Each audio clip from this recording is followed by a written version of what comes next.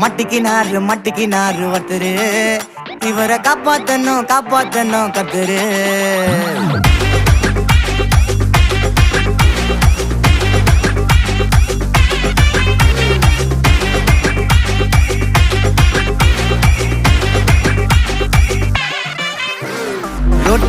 Road கடை குருமா, திரும்பி உனக்கு வந்து அச்சுது பாரு கருமா.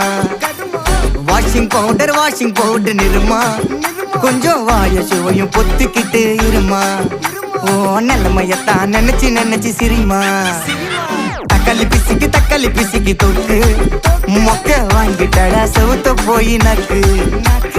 ஐபிஎல் கப்பு நான் வாங்கி தரேன் லாலிபப்பு சப்பு. நீ சோத்தல தான் போடுறியா உப்பு.